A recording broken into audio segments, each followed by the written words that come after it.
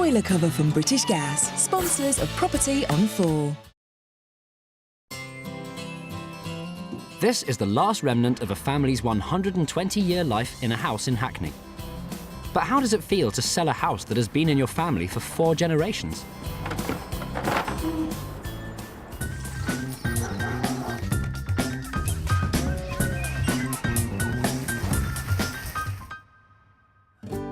Every home has a history, but some more than others.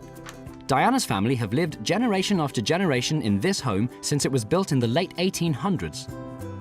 This house has had about 4 generations, so there's quite a lot of family history in this house. It gives you a sort of sense of belonging. It's my living family tree, so to speak.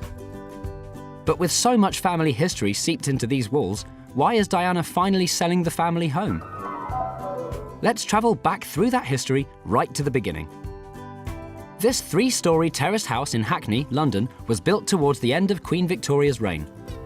It was first occupied by Diana's great-great-grandmother, Grace Lomas, who lived here with her husband and 12 children. As the 12 children went their separate ways, it was Hilda, the youngest, who stayed at home. My great-aunt bought the house. She was looking after my great-grandparents. It was sort of the thing that the youngest member of the family used to stay and look after the elder members. With Great-Aunt Hilda still living in the house, it was eventually passed on to Diana's family. Diana has fond memories of growing up in a busy home full of her extended family. In the days when these houses were built, they didn't have any bathrooms. So I remember us having to have the tin bath in the kitchen. That would be put in front of the coal fire in those days. And that's how we'd wash, and it was only once a week. Diana's parents grew tired of washing in the old tin bath and moved out to a more modern house. Great-Aunt Hilda stayed here alone until she passed away in 1989. The house was then left to Diana and her sisters. Reluctant to sell the home with generations of family memories, they did the next best thing. They rented it out. We had to renovate it quite a bit. We had to put the gas central heating in and, of course, hot running water, and then incorporate bathrooms and things in here. So there was a lot of renovations that were done. But life as a landlady was not a bed of roses, and it came with its challenges. The tenants that we did get in here, most of them were great, some of them were not. But I think renting property, you have to go into it with your eyes wide open, and you have to remember that it's a business at the end of the day.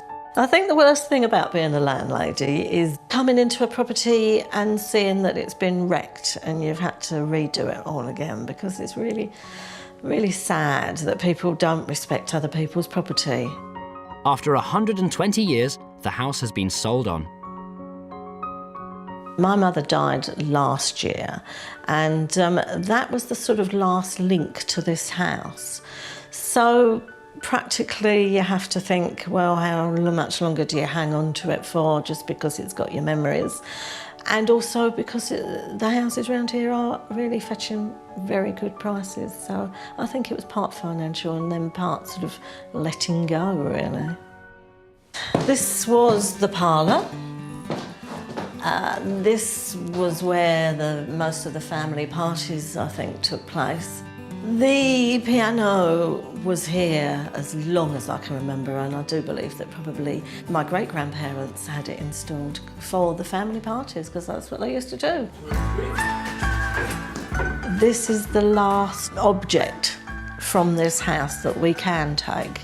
So it coming with us is obviously one of our last memories. Quite what we're going to do with it when we get it to where we're going, I don't know, but we'll see. As I say, we'll all learn to play the piano and sit round it and sing like they used to in the old days.